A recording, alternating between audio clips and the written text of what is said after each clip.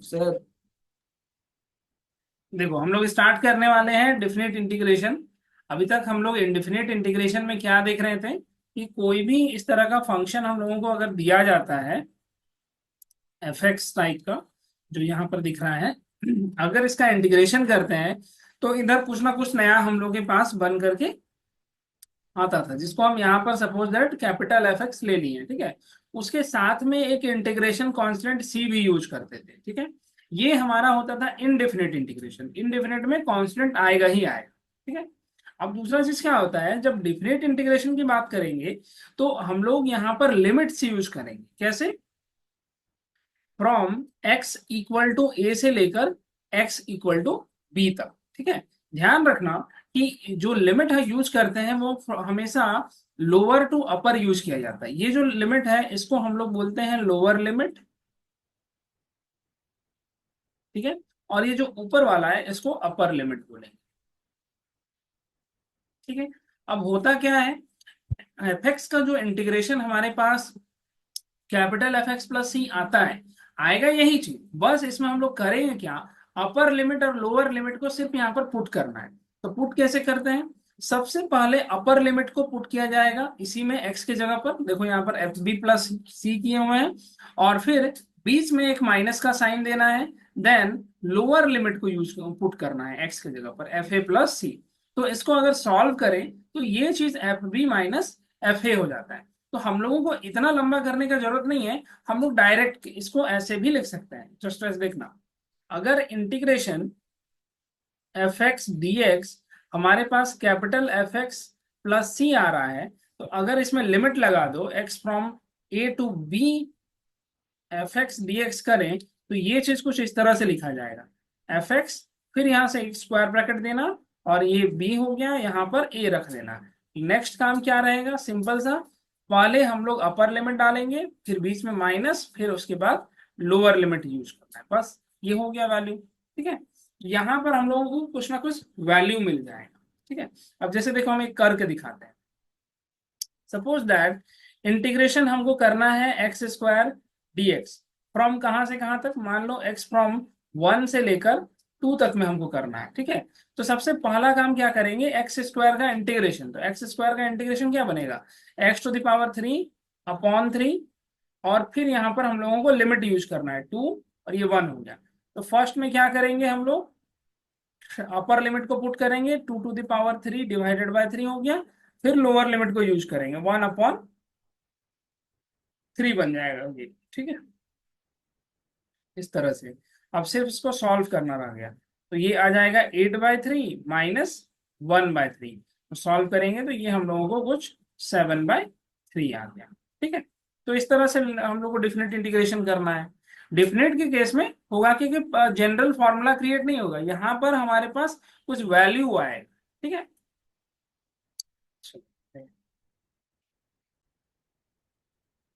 देखो यहाँ पर 1/1 प्लस एक्स स्क्वायर है, और लिमिट जो दिया गया है 1 से लेकर √3 में है, ठीक है। तो यहाँ पर 1/1 प्लस एक्स स्क्वायर का इंटीग्रेशन क्या था, tan इनवर्स एक्स, बस उसको यहाँ पर यूज करेंगे, tan इनवर्स एक्स √3 to 1। फिर वैल्यूज को पुट करो, पहले अपर लिमिट, फिर उसके बाद लोअर लिमिट, ठीक है। तो tan इनवर्स √3 क्या होगा, √3 tan में कब आता है, जब हम लोग क्या बोलते हैं tan 60 करते हैं, यानी कि π/3। और यहाँ से 1 कब आएगा, जब π/4 रहेगा। बस अब tan इनवर्स वाला फॉर्मूला यूज करो, इसमें हो जाएगा हमारे पास π/3, और यहाँ से आ जाएगा π/4। बस इसको सॉल्व कर देंगे अब यहाँ से, ये 12 हो गया, 4 pi minus 3 pi, it means π/12। It is your answer. ये सब याद रखना है, ठीक है, क्योंकि इनवर्स ट्रिग्नोमेट्री थोड़ा थोड़ा यूज होगा ही इसमें। देखो tan x का जब इंटीग्रेशन करोगे तो log sec x बनेगा ना, और फिर इसमें वैल्यू इसको डालो, π/4 और 0। तो यहाँ से कितना निकलेगा, log sec π/4 minus log sec 0। अब एक काम कर सकते हैं, sec π/4 का वैल्यू 2 आता है, ठीक है, सॉरी √2, √2 आएगा, ठीक है। और यहाँ से सेक्स जीरो का वैल्यू कितना निकलेगा 1। अब ध्यान रखना कि log 1 जो होता है वो जीरो, log√2 हो गया आंसर। या फिर इसको ऐसे भी तुमको लिख के दे सकता है क्वेश्चन आंसर में, log 2 का पावर हाफ और फिर ये हाफ को आगे कर दिए log 2 बना दिए। ऐसे भी इस तरह का क्वेश्चन इन जनरल एमसीक्यू में देता है, ऐसे ना लिख के तुमको डायरेक्टली आंसर कुछ इस तरह से दे।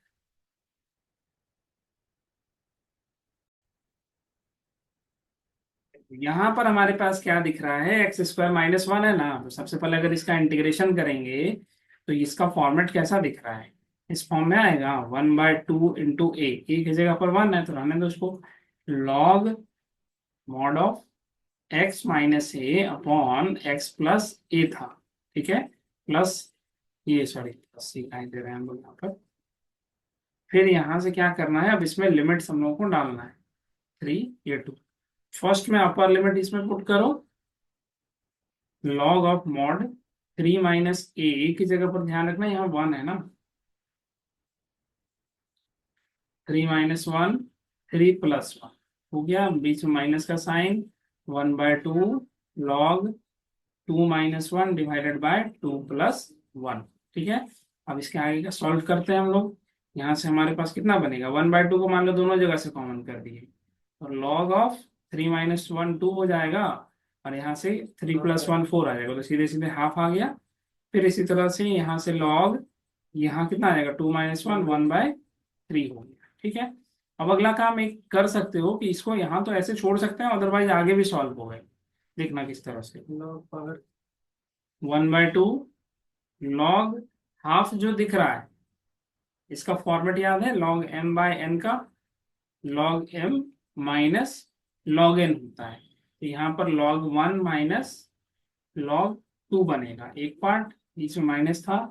एंड सेकेंड वाला जो दिख रहा है 1/3, उसके लिए हम लोग लिखेंगे log 1 - log 3, ठीक है। log 1 का वैल्यू 0 होता है तो उसको वहां पुट कर दो, यहाँ से हो गया log 2, फिर यहाँ से log 3 आ गया। थोड़ा सा सॉल्व करेंगे तो ये चीज हमारे पास कितना आएगा, log 3 - log 2। और चाहो छोटा करना तो इसको डायरेक्ट भी लिख सकते हैं, log of 3/2, it is your answer, ठीक है।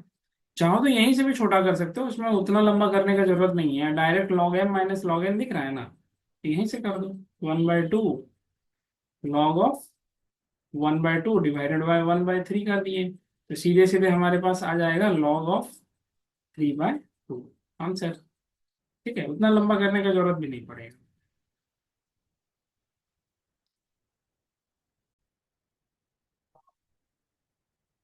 हम लोग डिफरेंट इंटीग्रेशन में सब्स्टिट्यूशन मेथड का यूज करके देखते हैं कि सॉल्यूशन कैसे बनता है, ठीक है। यहाँ पर 0 से लेकर π/2 दिया हुआ है रेंज इंटीग्रेशन का, और इंटीग्रेट क्या चीज को करना है, 1 + sin x⁻³ × cos x। तो इसमें हम लोग सब्स्टिट्यूशन मेथड लगाएंगे, समथिंग को किसी भी चीज को t मान लेते हैं, लेट t मान लो 1 + sin x, ठीक है। फिर इसके बाद यहाँ से हम लोग को dt/dx क्या मिलेगा, डिफ्रेंशिएट करेंगे तो 1 का 0 हो गया, साइन का डिफ्रेंशिएशन डायरेक्टली cos x आ गया, तो dt यहाँ पर से cos x × dx बन गया। अब एक चीज ध्यान रखना, जब भी सब्स्टिट्यूशन मेथड हम यूज करते हैं डिफरेंट इंटीग्रेशन में, तो वहां पर जो लिमिट दिया रहेगा वो भी चेंज होगा। ध्यान रखना कि जो लिमिट है वो बेसिकली पहले तो x के लिए दिया जाता है, यहाँ पर हम लिखते हैं x फ्रॉम 0 to π/2, लेकिन अगर जब वेरिएबल को हम चेंज कर रहे हैं x से t में जा रहे हैं, तो हमारा जो लिमिट है वो भी चेंज होगा, ठीक है। तो देखो यहाँ पर कैसे चेंज किया जाता है, सबसे पहले लोअर लिमिट पे से स्टार्ट करो, चाहे ऊपर से, किसी से दिक्कत नहीं है। मान लेते हैं कि x जब 0 हम लोग ले रहे हैं तो t का वैल्यू क्या आएगा, जो भी सब्स्टिट्यूशन में हम लोग कंसिडर किए रहेंगे उसी से ही t का वैल्यू निकालना है। तो t = 1 + sin 0, अब sin 0 का वैल्यू 0 होता है तो इट मीन्स 1 आ जाएगा, ठीक है। यानी कि x का वैल्यू जब 0 रख रहे हैं तो t का वैल्यू हमारा 1 हो रहा है। ठीक इसी तरह से x का वैल्यू π/2 रखेंगे तो t का वैल्यू बनेगा 1 + sin π/2। अब sin π/2 का वैल्यू 1 होता है, तो 1+1=2 हो गया। तो यहाँ से क्या पता चला कि x का वैल्यू π/2 रख रहे हैं तो t का वैल्यू 2 आ रहा है। अब यहाँ से ध्यान से देखना कि इंटीग्रेशन किस तरह से होगा। इंटीग्रेशन में सबसे पहले लोअर लिमिट आ रहा है, उसके बाद यहाँ पर अपर लिमिट आ रहा है, ठीक है। तो लोअर लिमिट जब x=0 रखा है तो t का वैल्यू कितना आया था 1, तो यहाँ पर 1 रखो। फिर x= जब π/2 रख रहे हैं तो t का वैल्यू 2 आ रहा है, तो यहाँ पर से 2 रखेंगे, ठीक है। अब यहाँ से सब्स्टिट्यूट करना शुरू करो। 1+sin x को हम लोग t माने हुए थे, तो t का क्यूब बन गया। और देखो cos x dx के जगह पर हम dt यहाँ पर लिख सकते हैं, ठीक है। अब नॉर्मली इंटीग्रेट करेंगे तो t⁻3 है, इंटीग्रेशन क्या आएगा पावर 4 डिवाइडेड बाई 4 फ्रॉम 2 से 1। अब अपर लिमिट पहले पुट करो माइनस लोअर लिमिट करेंगे, तो अपर लिमिट पुट करेंगे तो 2⁴ divided by 4 minus lower limit डालेंगे 1/4 हो जाएगा। सॉल्व करेंगे तो यहाँ से बन रहा है 16 - 1 डिवाइडेड बाई 4, इट मीन्स 15/4 आएगा आंसर, ठीक है। तो इस तरह से सॉल्व करना है। यहाँ पर सबसे मेन चीज यही है कि सब्स्टिट्यूशन लेने के बाद लिमिट्स को हम लोगों को चेंज करना पड़ेगा, ठीक है।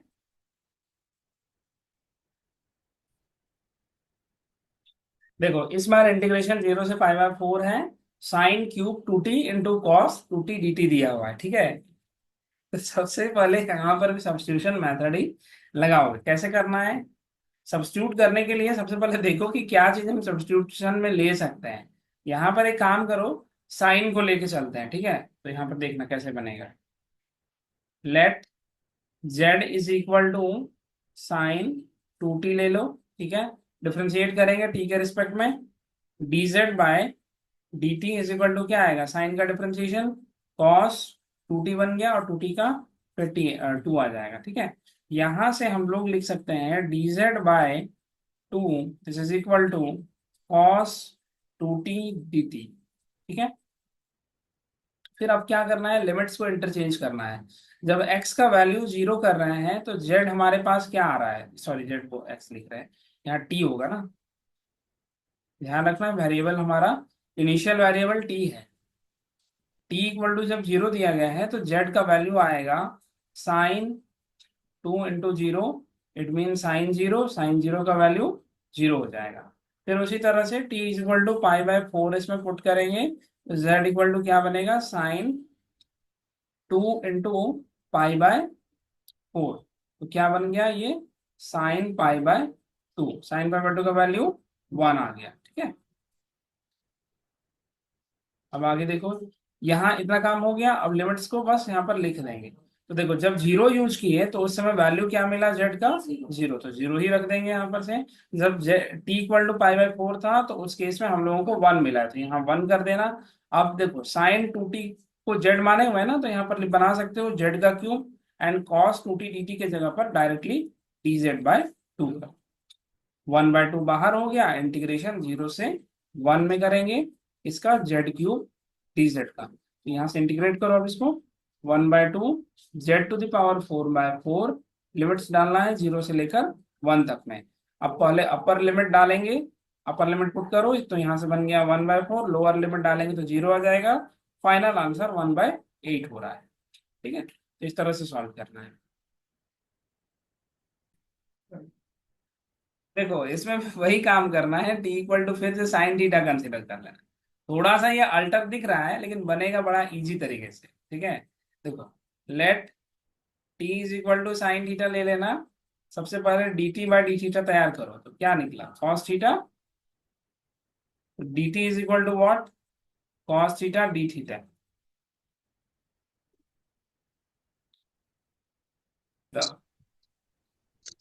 देखो सबसे पहले लिमिट्स अगर इंटरचेंज करोगे तो आएगा क्या, अगर सॉरी थीटा लेना है ना, यहाँ पे थीटा दिख रहा है मुझे पास।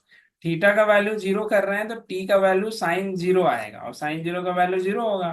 फिर उसी तरह से थीटा का वैल्यू π/2 डाल दो, तो t का वैल्यू कितना आएगा, साइन π/2 आएगा, वैल्यू कितना निकला 1।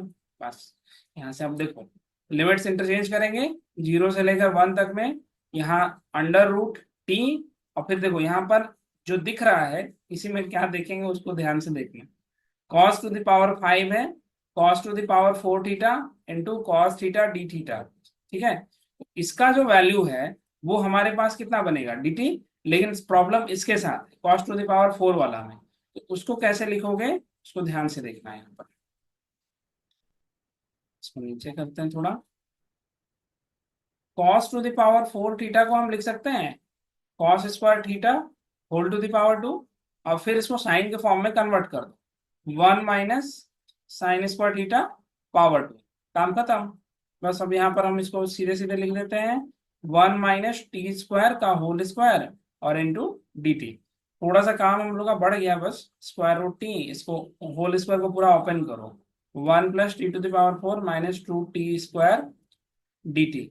अब अंदर में मल्टीप्लाई करते हैं स्क्वायर रूट टी को, तो 0 से 1 t to the power half, फिर ये ऐड होके कितना आएगा 4 2 8 9 9/2, फिर यहाँ से 2 5/2 हो गया प्लस डी टी। ठीक है, सॉरी यहाँ अब इसको इंटीग्रेट करो,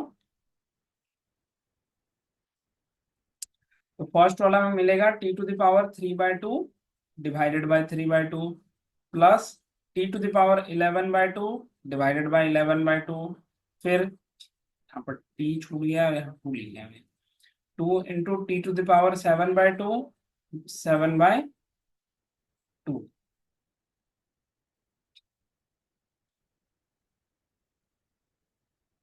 और लिमिट्स यहाँ पर पुट करोगे 0 से लेकर 1 तक में। ठीक है, तो अपर लिमिट 1 डालेंगे, लोअर लिमिट डालने का कोई मतलब ही नहीं बनेगा क्योंकि 0 है, तो डायरेक्टली आंसर हमारा देखो कुछ इस तरह से आएगा 1/3/2 plus 1/11/2 minus 2 divided by 7/2। Solve करो इसको, तो ये दिख रहा है 2/3 प्लस 2/11 4/7।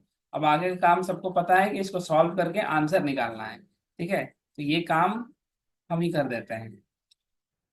कितना आ जाएगा 11 इन, कैलकुलेट करो ना,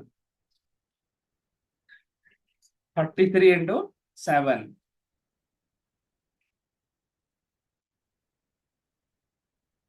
11 3 7 7, सिंगल 7 है, 231। ठीक है, 231।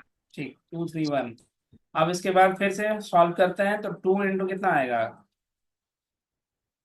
3 से डिवाइड हो जाएगा, तो 11 × 7 बनेगा, तो 7 × 2 154, फिर यहाँ हो जाएगा 7 × 3 21 42 बन गया, और यहाँ से 11 × 12 132 आ रहा है। अब सबको सॉल्व करते हैं हम लोग, 154 प्लस 42 माइनस 132 64 आ रहा है, डिवाइडेड बाय 231। कटेगा क्या, उम्मीद तो नहीं है, नहीं कटने वाला है, नहीं कटेगा। 231 को डिवाइड करके देखो 8 से, नहीं आएगा, यही हो गया आंसर। ठीक है, कैलकुलेशन मिस्टेक हो सकता है, इसीलिए मेजर हम लोग को यहाँ पर ध्यान रखना है, कैलकुलेशन लास्ट में ठीक हो ही जाता है। ओके,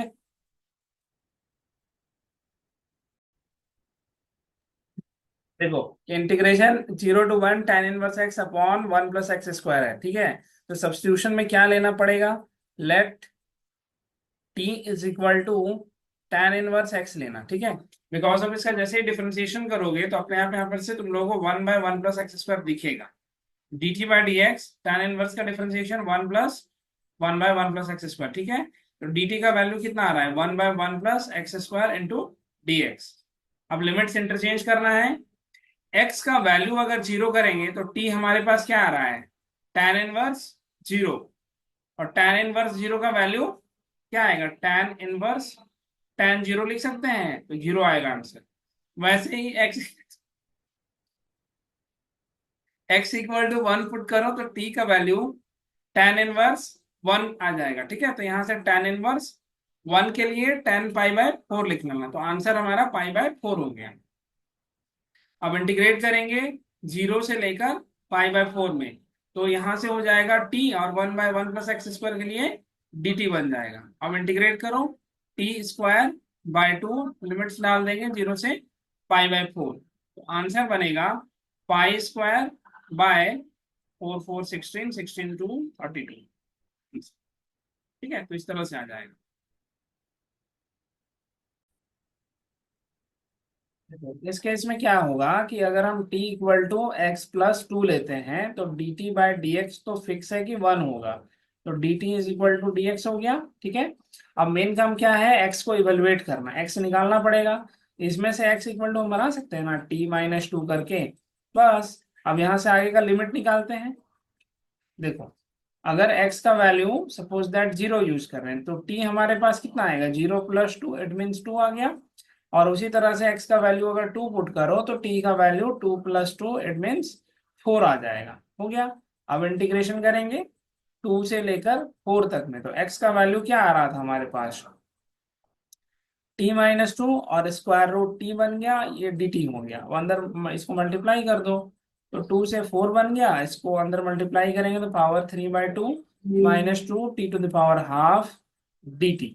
ठीक है, अगेन अब इंटीग्रेट करने वाला काम बस रहेगा, तो यहाँ से आ रहा है t to the power five by two divided by five by two minus two t to the power three by two divided by three by two from two से लेकर फोर तक में।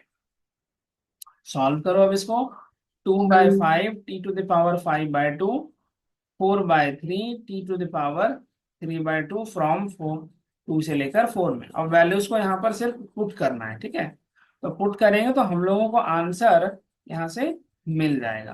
हम यहाँ पर आंसर तुम लोग को बता दे रहे हैं, क्रॉस चेक कर लेना बस। ये आंसर आ रहा है 16/15 two plus root two. Possible है कि आंसर गलत भी हो सकता है, इसलिए कैलकुलेशन पहले कर लेना, फिर उसके बाद इसमें चेक करना।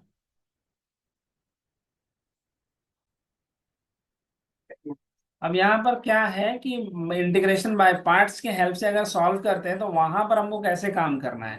ठीक है, सबसे पहले तो नॉर्मली इंटीग्रेट करो, x into e to the power x है, आइलेट का फॉर्मूला यूज करेंगे तो e to the power x बाहर निकलेगा, x का इंटीग्रेशन हो जाएगा। नहीं, उल्टा बोल दे रहे हैं हम भी, पहले x आउट करेंगे, ई टू द पावर एक्स का इंटीग्रेशन माइनस डिफरेंशिएशन करना है किसका, इसी बाहर निकले हुए x का, और इंटीग्रेशन करेंगे ई टू द पावर x का। ठीक है, इतना काम करने के बाद देखो लिमिट्स यहाँ पर कैसे यूज करना होता है। जब भी इंटीग्रेशन बाय पार्ट्स करेंगे ना, कंप्लीट इवेल्युएशन हो जाएगा तब जाके लिमिट का इस्तेमाल करना है। ठीक है, इसीलिए हम बाहर ब्रैकेट करके जीरो टू वन कर दे रहे हैं। अब इसको सॉल्व करेंगे, x e to the power x integration e to the power x dx आएगा फ्रॉम जीरो टू वन। अब यहाँ से वैल्यूज को फिर से एक बार इवेलुएट करो, x e to the power x minus e to the power x आएगा जीरो से वन के बीच में। अब लिमिट इसमें इम्प्लाई यूज करनी, तो वन अगर पुट करते हैं तो e to the power one minus कितना आएगा अपर लिमिट पुट करने पर, फिर माइनस करेंगे लोअर लिमिट डालेंगे तो zero minus e to the power zero. It means ये कंप्लीट वैल्यू सॉल्व होकर के हमारे पास सिर्फ और सिर्फ वन आएगा। ठीक है, तो इस तरह से हम लोगों को इंटीग्रेशन बाय पार्ट्स के केस में यूज करना है।